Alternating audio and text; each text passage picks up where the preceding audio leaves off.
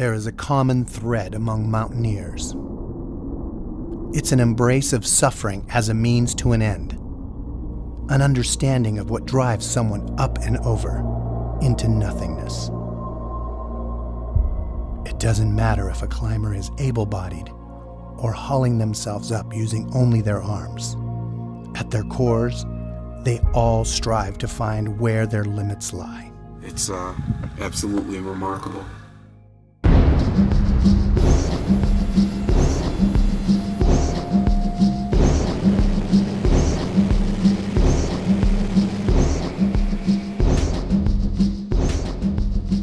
It was a rocket attack that came right through the window of the building that I was in. And I was pretty severely messed up.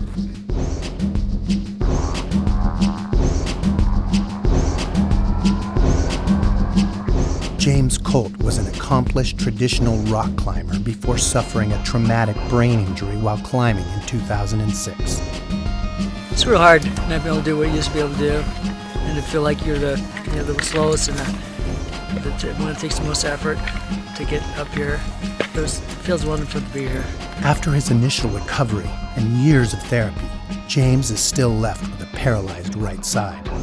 This is his first goal-driven mountaineering expedition since his injury, and it seemed inconceivable in the fog of the accident.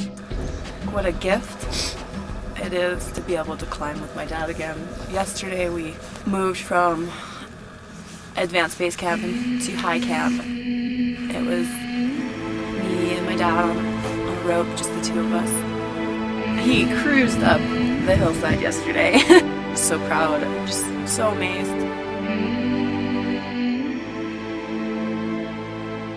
You know, everyone's working so hard to make this trip accessible, but at the same time, everybody knows what accessible means to everyone. But it's helping out where you need a hand and backing off where you need others.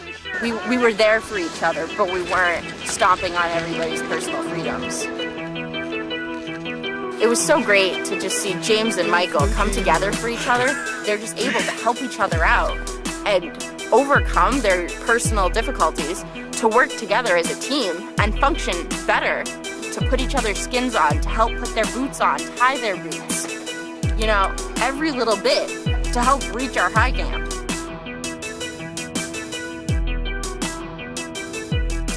Amanda and I helped cheering each other on to jug up the hardest jug hill that we have ever seen. Without motivation, there was no overcoming the cold and just mental exhaustion of that day. It is so cold, and we've been out here for 6 hours, but we're still here doing it. And we're gonna do it until we reach the top. And you can be mentally strong and not know what Alaska's gonna be like. Hey Drew, But I think the support of your team is what comes in. You've got everybody mentally cheering each other on. And it just comes down to knowing when somebody needs the mental help and when someone needs you to be like, you're doing awesome, keep going, you've got this.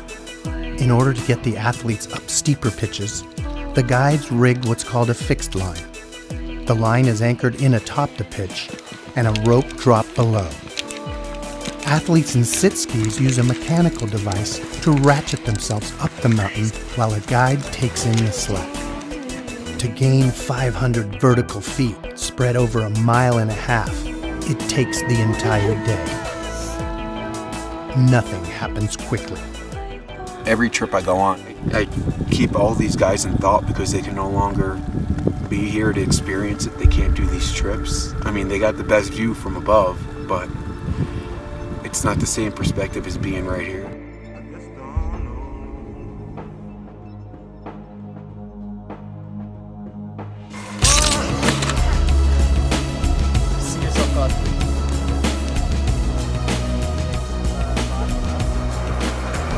We're gonna go Looker's left to the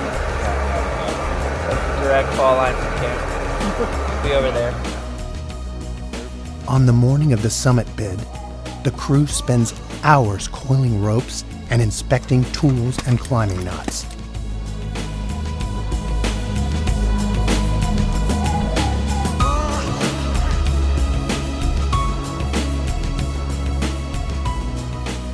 Though the ambition between an adaptive mountaineer and a typical climber are the same, the gear required to get each to the top is vastly different.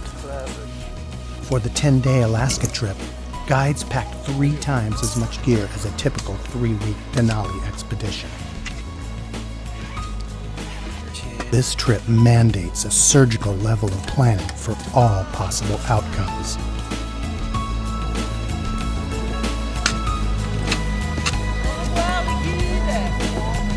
The time to look towards summiting has come. Our lead and assistant guides set out to assess the route of the summit bid. Summit is nixed as of now. You know, most likely the new snow will start balling up and doing those TV things. Or doing one of those fan out, like point release avalanches. Can I get that all in layman's terms? No, so layman's terms is the sun is out, it's warming things up. It'll make snow move. And also the snow is so isothermal down low. It's unconsolidated. Yeah, the pickets aren't going to have anything to grip on, so our protection is going to be minimal at best. This marks the end of years of dreaming and months of razor-sharp planning. James is heartbroken. So it looks like we may not even make the summit. What's that going to mean? Quite disappointed, but you know, I recognize that the mountain's called their own agenda. You can't make it for the mountain. We gotta stay safe. You know, there's more living out ahead, so it's okay. We're having a good time. It's an amazing, special spot. I don't know how many people are sitting up on a mountain like this, like we are right now, but it's just over the top.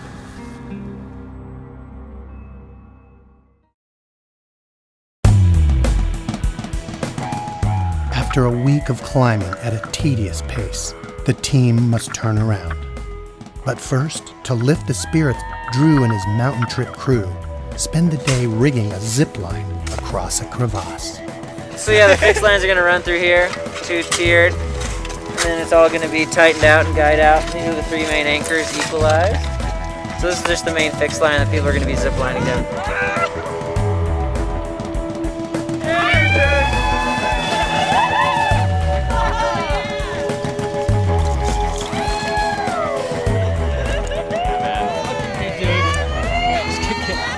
Just to live it and to experience it and get to the end and know that you didn't let life pass you by. I'm not letting life live me, I'm living it and having a ball.